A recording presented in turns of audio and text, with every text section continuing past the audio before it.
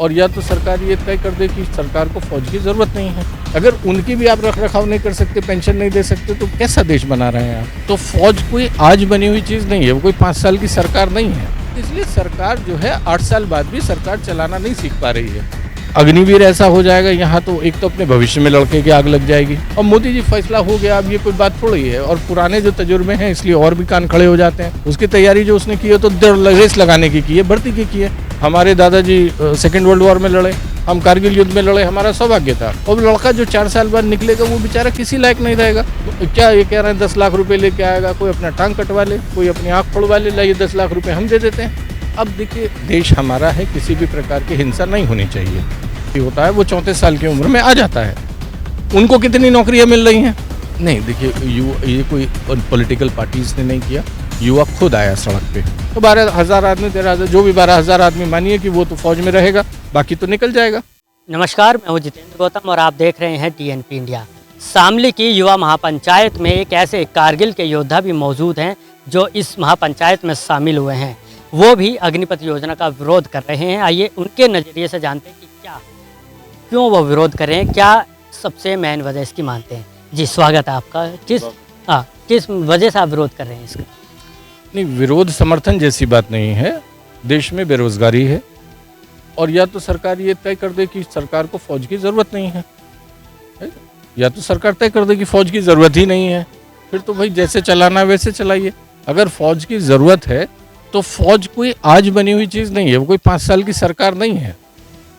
फौज तो हज़ारों साल से है और कई सौ साल की उसकी परंपराएं हैं, उसके तौर तरीके हैं। आप उन्हें रातों रात ऐसे नहीं बदल सकते हैं कि अग्निवीर ऐसा हो जाएगा यहाँ, तो एक तो अपने भविष्य में लड़के की आग लग जाएगी, फौज की जो रवायतें हैं, फौज का जो सिस्टम है उसमें आग लग जाएगी, और उसके बाद समाज और देश की सुरक्षा में आग लग जाएगी। तो देखिए, इस वजह से हमारी उससे नाइत्तफाकी है, हम उससे सहमत नहीं हैं। और फौज में देखिए, जो सर्विस में लोग हैं उन लोगों के लिए संभव नहीं है। जब तक वर्दी में है उसकी एक मर्यादा है, तो ऐसी बातें नहीं कह सकते हैं हम। चूँकि एक सर्विसमैन है और फौज को समझते हैं। हमारे भाई दादा बाबाओं के ज़माने से कोई हमारी पीढ़ी नहीं है 100 साल में जिसमें कोई फौज में ना रहा हो। हमारे दादाजी सेकेंड वर्ल्ड वॉर में लड़े, हम कारगिल युद्ध में लड़े, हमारा सौभाग्य था। इसलिए फौज की जो भी कम ज़्यादा हमारी समझ है, और फौज के जो जनरल साहिबान अभी रिटायर हुए हैं कुछ लोग, उनका कहना है कि इसमें कोई सलाह मशवरा भी नहीं हुआ। भाई आप उस पर वार्ता करते, एक चर्चा करते, उसके मार्फत निकालते। और यदि आपको लगता है ये बहुत बेहतर स्कीम है तो पहले इसे एक पायलट प्रोजेक्ट की तरह ले आते, एक छोटे प्रोजेक्ट की लगाते, उसे 2-4 साल चलाते, देखते। अगर लगता कि ये कामयाब हो सकती है तो फिर आप इस पर सोचते इसे लागू। अब हाल ये है कि आप एक रातों रात सो के उठे हैं और आपने ये लागू कर दी है। उससे फौज तो पूरा ढांचा ध्वस्त हो जाएगा, और लड़का जो 4 साल बाद निकलेगा वो बेचारा किसी लायक नहीं रहेगा। आप ये कह रहे हैं कि नहीं, इससे पैसे बचेंगे। भाई देखिए, फौज एक जज्बे से आदमी जाता है। क्या ये कह रहे हैं 10 लाख रुपए लेके आएगा, कोई अपना टांग कटवा ले, कोई अपनी आँख फोड़वा ले, लाइए 10 लाख रुपए हम दे देते हैं। फौज इस तरीके से नहीं चलती है। फौज कोई व्यापार नहीं है, फौज कोई व्यापार नहीं। अच्छा, ये भी कहा जा रहा है कि जो अदर स्टेट हैं। एक और बात कहना चाह रहा था, उस पर गौर फरमाइएगा।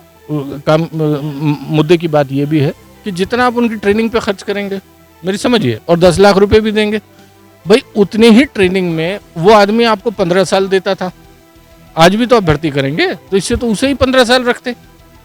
और जब कारगिल के बाद हुआ तो कारगिल कमेटी वगैरह की जो रिपोर्ट थी, वो रिपोर्ट ये थी, वो ये नहीं थी कि आप 4 साल के लिए लाइए, क्योंकि बाहर बढ़ रहा था। तो उन्होंने ये कहा था कि फौज को कह रहे हैं युवा होगी, फौज युवा होगी, तो उनका ये था कि 7 साल तक इसमें रखिए, 7 साल तक, और उसके बाद उसे जो है BSF में कर दीजिए। उसकी नौकरी पक्की होगी, फौजी वो पक्का होगा, 8 साल 7 साल यहाँ करेगा, उसके बाद BSF वगैरह में करेगा। तो उसे कच्ची नौकरी और कच्चा फौजी नहीं बनाया जा रहा था, ये समझिएगा जी।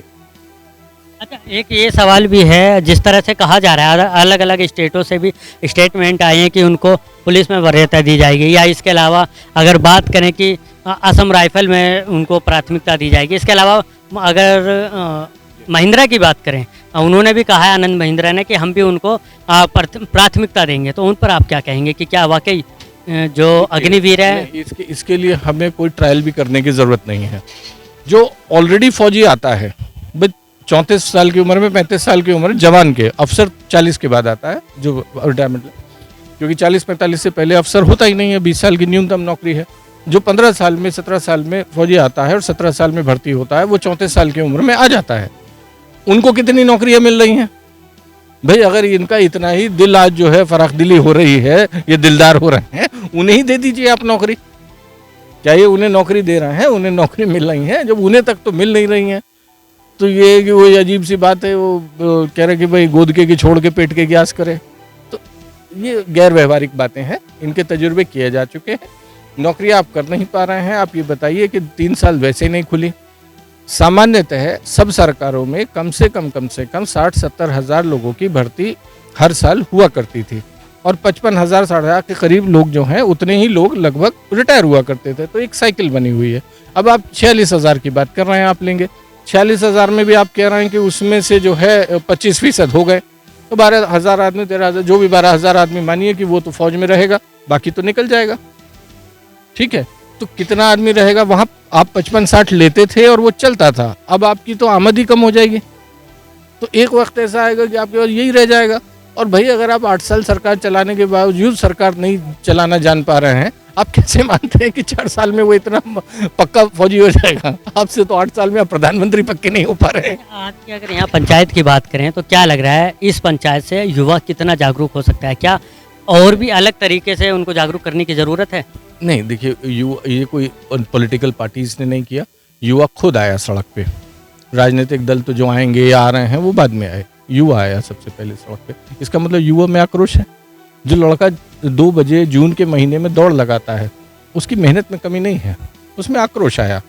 अब देखिए देश हमारा है, किसी भी प्रकार की हिंसा नहीं होनी चाहिए। इस लिहाज से उस युवा जो है उसको कहीं तो कोई अभिभावक के रूप में मिले, उसके आंदोलन को कोई तो स्वर दे। उसकी तैयारी तो दौड़ने की है, उसकी तैयारी कुछ मतलब आंदोलन करने की नहीं है उस बेचारे की। उसकी तैयारी जो उसने की है तो रेस लगाने की है, भर्ती की है, उसने कोई आंदोलन करने की थोड़ी ना की है, तो उससे ऊक चूक हो सकती है। हिंसा का नाम समर्थन कर रहे हैं ना, हम चाहते हैं कि ऐसी हिंसा से देश का नुकसान हो, उस युवा का नुकसान हो, इसलिए उसके तो हम उसे समझा भी रहे हैं और इस बात से हतोत्साहित करते हैं कि भाई हिंसा में मत जाइए। लेकिन उसका जो आक्रोश है उसको किस दिशा में आप लेके जाएंगे?